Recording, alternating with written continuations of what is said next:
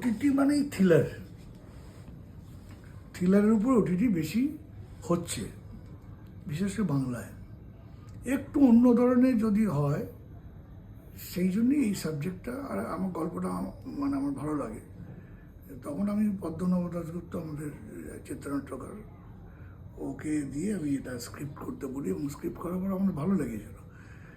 তো এটা একেবারে একটা মানে আমাদের বাড়ির গল্প, পাড়ার গল্প, আমরা সবসময় যেটা দেখছি সেই জিনিসগুলোই এই গল্পের মধ্যে পাওয়া যাবে।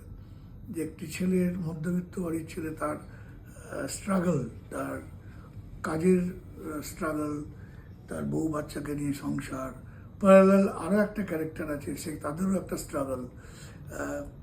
তো এই সবার যে কাজকর্ম যে করছে, তাদের যে কীভাবে তার স্বপ্নগুলো, একটা ভাড়া বাড়িতে একটা রুমে থাকে, কমন বাথরুম, তো তাদের ইচ্ছে একটা ভালো ফ্ল্যাট বাড়িতে গিয়ে থাকি, একটু ভালো করে বাঁচার চেষ্টা করি।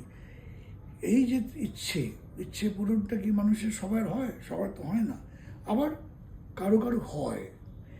এরই উপর এই গল্প ঘুরছে এবং সাধারণ মানুষের কথা বলার চেষ্টা করছে।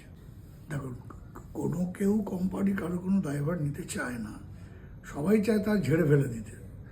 তো সেরকম এর লাইফেও সেরকম এসছে। সেই পরিস্থিতিটা কিভাবে ও কাটিয়ে বেরোবে, সেটাই হচ্ছে কি ইচ্ছে পূরণের গল্প।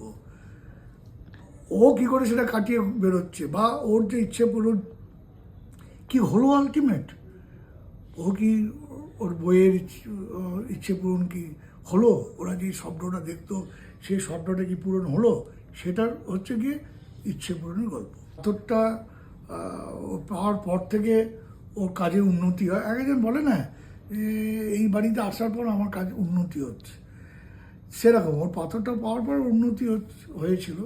হঠাৎ একদিন ও পাথরটা হারিয়েও যায়। তো তারপরে অনেক কিছু ওর জীবনে ওলটপালট হয়ে যায়। এটাই যে সেই পাথরটা কি ভবিষ্যতে কেউ পাবে, আবার কি সে কোনো তার জীবনে কোনো ইচ্ছে পূরণ আসবে। সবাই ভালো বলছে, ইচ্ছে পূরণের যারা দেখেছে তাদের ভালো লাগছে।